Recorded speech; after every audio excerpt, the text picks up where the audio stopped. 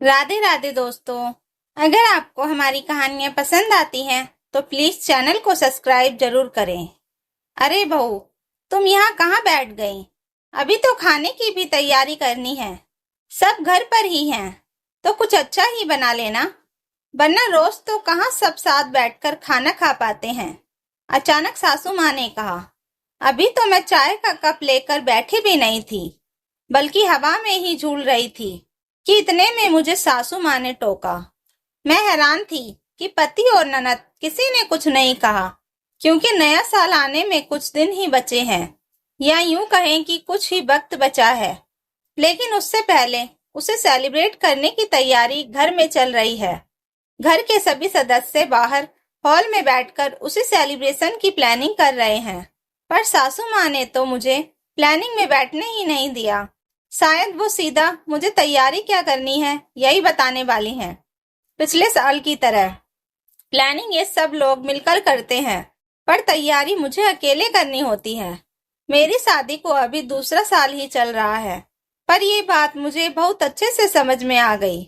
सचमुच उस सेलिब्रेशन को तो मैं आज तक नहीं भूल पाई। मेरे घर में मेरी सास वंदना जी, मेरे पति सुधीर, मेरी छोटी ननद मधु, एक बड़ी ननद वृंदा भी है जिसकी शादी हो चुकी है। पिछले साल भी ऐसे ही इन लोगों की प्लानिंग चल रही थी, जैसे अभी इन लोगों की प्लानिंग चल रही है। उस प्लानिंग में भी सासू माँ ने मुझे साथ में बैठने ही नहीं दिया था। सुबह जब पहली चाय लेकर मैं उन लोगों के साथ बैठी थी, तब भी उन्होंने मुझे घर के कामों के लिए रवाना कर दिया था। काम करते के बीच में ही बाहर में सुधीर की आवाज आ गई। अरे सुनो, चाय बना लो और साथ ही गर्मा गर्म पकौड़ी भी बनाकर ले आना। इस ठंड के मौसम में चाय के साथ पकौड़ी खाने का अलग ही मजा है। बस फिर क्या था, अपना काम छोड़कर मैं लग गई पकौड़ी तैयार करने के लिए। पकौड़ी बनाने के साथ साथ दूसरी गैस पर चाय भी चढ़ा दी, पर मन में एक उत्साह था कि मैं भी तो सुनूं जाकर आखिर प्लानिंग क्या चल रही है। उन लोगों को चाय पकौड़ी देकर मैं अपनी चाय भी उन्हीं लोगों के पास लेकर बैठने लगी, पर तब भी सासू माँ ने टोक दिया। बहू, खाने की तैयारी कर ले, अभी कितना काम पड़ा है। मैं अपना चाय का कप लेकर रसोई में आ गई। इतना तो समझ में आ गया था कि सासू माँ मुझे साथ नहीं बिठाना चाहती। जैसे तैसे अपनी चाय गटकी और खाने की तैयारी में लग गई। आखिर खाना तैयार कर मैंने उन लोगों को परोस भी दिया। उन लोगों को खाना खिलाने के बाद अपनी थाली लगाकर मैं अपने कमरे में आ गई। अभी पहला निवाला तोड़कर मुंह में लिया ही था कि इतने में बाहर से सासू माँ की आवाज आई। अरे बहू, यहाँ पूरा परिवार बैठा है, यहाँ आकर खाना खा ले। अब क्या लेने के लिए बुला रहे हैं? मन ही मन सोचा और अपनी थाली उठाई और बाहर आ गई। बाहर आकर खाना खाना शुरू ही किया था कि इतने में सुधीर ने भी बोलना शुरू किया। देखो, ये तुम्हारा हमारे घर में पहला नया साल है। हम भी सोच रहे हैं कि थोड़ा सेलिब्रेशन कर लें। हाँ भाभी, सब कुछ आपको ही संभालना है। हम सब आप पर बहुत विश्वास कर रहे हैं। देखो कोई कमी न रह जाए। दोनों भाई बहन भूमिका तैयार करते हुए बोले। मैं कोशिश करूंगी, मैंने कहा। मेरे ऐसा कहते ही सासू माँ ने कहा, देख बहू, तेरी बड़ी ननद वृंदा और उसका परिवार तो आएगा ही, साथ में उसके सास ससुर भी आएंगे। कुछ मधु और सुधीर के दोस्त भी आएंगे। मेरी एक अकेली बहन है, इसी शहर में रहती है, तो वो उसके परिवार के साथ यहाँ आएगी। अब तेरे परिवार को भी बुला लेते बहू, लेकिन क्या करे, तेरा मायका ही दूसरे शहर में है। कोई बात नहीं मम्मी जी, मैं भी समझ सकती हूँ, पर कितने लोग हो जाएंगे? देख बहू, ज्यादा नहीं पर कम से कम 22-23 लोग तो हो ही जाएंगे। 22-23 लोगों का सुनकर मैं थोड़ी हैरान थी कि इतने लोगों का खाना कैसे बनेगा। फिर हम लोग भी तो हैं। पर मेरे मन की बात को भांपते हुए सासू माँ बात को संभालते हुए बोली, अरे बहू, फिक्र क्यों करती है? हम सब मिलकर काम करेंगे तो हो जाएगा। कोई पहली बार थोड़ी ना कर रहे हैं, सब कुछ आराम से हो जाएगा। बस सासू माँ के शब्दों को सुनकर मैं बेफिक्र हो गई। आखिर सब मिलकर करेंगे तो 20-22 लोग क्या हैं, सब आसानी से हो ही जाएगा। लेकिन सेलिब्रेशन के दिन मधुरा जरूरी प्रोजेक्ट का बहाना बनाकर अपने ऑफिस रवाना हो गई। वहीं सुधीर ऑफिस में जरूरी काम का कहकर ऑफिस चले गए। पीछे सासू माँ ने जैसा जैसा समझाया, मैंने घर डेकोरेट कर दिया। घर के डेकोरेशन में ही मैं काफी थक चुकी थी। मैं अपने लिए चाय बनाकर अभी बैठी ही थी कि तभी सासू माँ मेरे पास आकर बोली, बहू तू थक गई होगी, पर क्या कर सकते हैं, दोनों को अचानक से काम आ गया और मुझसे इतना काम होता नहीं है। मुझे तेरे लिए सचमुच बुरा लग रहा है। चल एक काम करते हैं, बच्चे तो पता नहीं कब तक आएंगे, तो मीठा तो मैं बाहर से ले आती हूँ। मुझे ज्यादा से ज्यादा 1 घंटा लगेगा। तब तक तुम थोड़ी बहुत खाने की तैयारी कर लो, फिर मैं आकर तुम्हारे साथ मदद करवा दूंगी।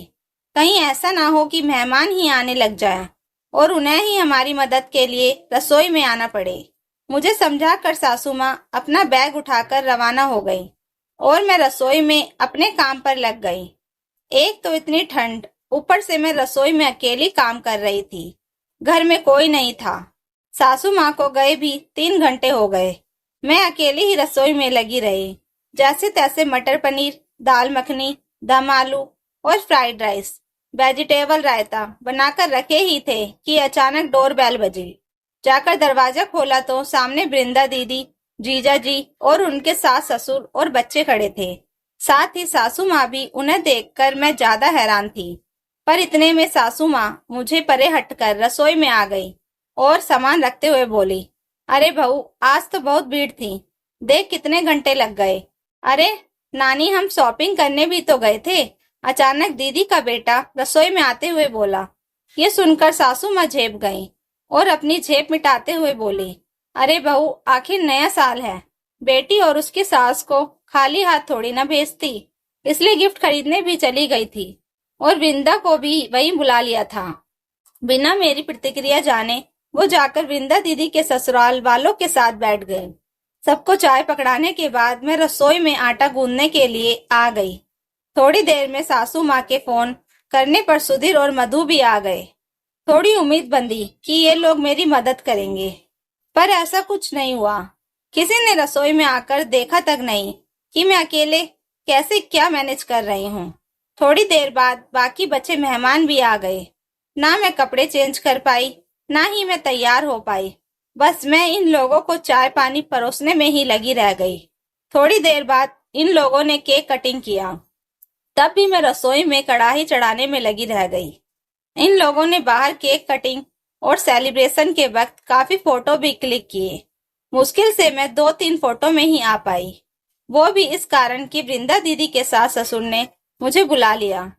मैं बस रसोई में ही लगी रह गई। इन लोगों ने मेरी मदद नहीं की। कैसा सेलिब्रेशन था वो, जिसमें इन सब ने सेलिब्रेट किया, जबकि मैंने तो खाना भी अकेले रसोई में बैठकर खाया था। अभी मैं पुरानी यादों में खोई हुई थी कि सासू माँ ने फिर टोका, अरे क्या सोचने लगी, जा रसोई में सबके लिए खाना बना ले। तब तक हम लोग प्लानिंग कर रहे हैं। इस बार तो मेहमान भी ज्यादा होते नजर आ रहे हैं। मधु का मंगेतर और होने वाली सास और ननद भी आएगी। लेकिन मम्मी जी, इस बार खाना बनाने वाला और डेकोरेशन करने वाला जरूर बुक कर लीजिएगा। मैंने अंदर जाने की जगह डीट की तरह अपनी चाय गटकते हुए कहा, अरे इसकी क्या जरूरत है, हम सब मिलकर कर लेंगे ना। पिछली बार भी तो कितना अच्छा सेलिब्रेशन हुआ था, तब भी हमने बाहर से थोड़ी ना किसी को बुलाया था। मम्मी जी ने कहा, पिछले साल तो जरूरी काम आ गया था, इसलिए जाना पड़ा गया, पर इस साल कोई काम नहीं है। सुधीर ने कहा, देख लीजिए, जैसी आप लोगों की मर्जी। मैंने भी बेफिक्र होकर कहा, आखिर मैं जानती थी कि अगर ऐसा हुआ तो इस बार मुझे क्या करना है। खैर सेलिब्रेशन के दिन जैसा कि मुझे उम्मीद थी वैसा ही हुआ। उस दिन भी मधु और सुधीर जरूरी काम का बहाना कर ऑफिस रवाना हो गए। थोड़ी देर में डेकोरेशन का सामान रखवा कर सासू माँ भी अपनी बेटियों के लिए गिफ्ट खरीदने के लिए रवाना हो गई, ये कहकर कि बहू बस मैं थोड़ी देर में आ रही हूँ, आखिर नए साल की शुरुआत है, बेटियों की सास को खाली हाथ थोड़ी न रवाना करूंगी, तब तक तुम सब संभाल लेना। उन्हें जाते देखकर मैं मंद मंद मुस्कुरा दी। आखिर मुझे यही उम्मीद थी। सासू माँ तो अब 4-5 घंटे से पहले आने वाली नहीं, और मधु और सुधीर भी मेहमानों के आने के बाद ही आएंगे, इसलिए मैं पहले से तैयार थी। सबसे पहले तो मैंने अपनी एक सहेली को फोन किया जो डेकोरेशन का ही काम करती थी। उसके पास तो वक्त नहीं था, हाँ, पर उसने 2 लोगों को मेरी मदद के लिए जरूर भेज दिया, क्योंकि उसे मैंने पहले ही बता दिया था कि मुझे डेकोरेशन के लिए जरूरत पड़ सकती है। वो लोग आए और उन्होंने अपना डेकोरेशन का काम शुरू कर दिया। जब वो लोग डेकोरेशन का काम कर रहे थे तो इधर मैंने भी 30-35 लोगों का खाना ऑनलाइन ऑर्डर कर दिया। पता था कि ये उन लोगों के लिए बहुत बड़ा झटका होने वाला है, पर ये झटका देना भी अब बहुत जरूरी था, ताकि वो लोग भी ऐसी हरकत करने से पहले दोबारा सोचे। मैंने 2 तरह की सब्जियां, दाल मखनी और मिठाइयाँ ऑनलाइन मंगवा ली। उसके बाद एक गैस पर चावल चढ़ाए, वेजिटेबल रायता बनाकर और आटा गूंद कर रख दिया, ताकि बाद में गर्मा गर्म पूड़ी तल सकूं। तब तक डेकोरेशन वालों ने भी अपना काम कर लिया। उन्हें उनका पैसा देकर रवाना किया और इधर खुद कमरे में तैयार होने आ गई।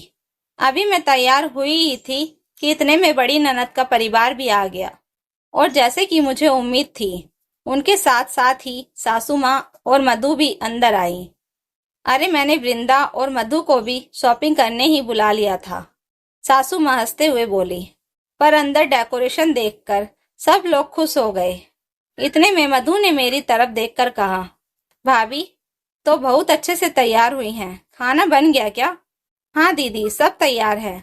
सबके आने के बाद केक कटने के बाद सब फोटो क्लिक करने लगे, और मैं भी सबके साथ खुशी खुशी फोटो में आ रही थी। थोड़ी देर बाद मैंने खुद ही रसोई में जाकर कढ़ाई चढ़ाकर पूड़ी तलना शुरू किया। सबने खाने की बहुत तारीफ की। सभी मेहमान एंजॉय करके रवाना हो गए। अभी ये लोग आराम करने अंदर जा ही रहे थे कि तभी मैंने वो डेकोरेशन और ऑनलाइन खाने का बिल सुधीर के हाथों में पकड़ा दिए। ये देखकर वो लोग गुस्सा हो गए। बहू, भला यह गृह लक्ष्मी के लक्षण होते हैं? अरे गृह लक्ष्मी तो अपने घर के लोगों को खिलाकर खुश होती है, और तू है कि इतना पैसा बर्बाद कर दिया। सासू माँ डांटते हुए बोली, मम्मी जी, मैंने तो आपसे पहले ही कहा था कि खाना बनाने वाला और डेकोरेशन के लिए किसी को बुला लीजिएगा। मुझसे अकेले ये सारा काम नहीं होगा। पर आप तो ये काम मुझ पर ही छोड़कर चले गए। मैंने कहा, अरे तो जरूरी काम आ गया था, इसलिए गए थे। अपने ही घर का काम कर रही हो, किसी और के घर का नहीं। सुधीर ने कहा, अरे हम भी तो करते थे अकेले सब काम, हम तो तुम्हारी तरह नाटक नहीं करते थे। मम्मी जी ने कहा, देखिए मम्मी जी, आपको जो कहना है आप कहिए।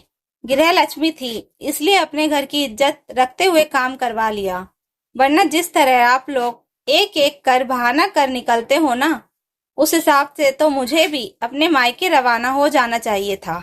आखिर बहू हूँ, सेलिब्रेशन का हक मुझे भी है। आखिर मैंने कहा। किसी ने मेरी बात का जवाब नहीं दिया, लेकिन इतना फायदा जरूर हो गया कि आइंदा कोई भी छोटा मोटा सेलिब्रेशन होता तो या तो यह लोग मेरी मदद जरूर करते, या फिर घर में काम रख करने वाला रख लेते। दोस्तों, कहानी अच्छी लगी हो तो प्लीज वीडियो को लाइक, शेयर एंड सब्सक्राइब जरूर करें। Thank you for watching.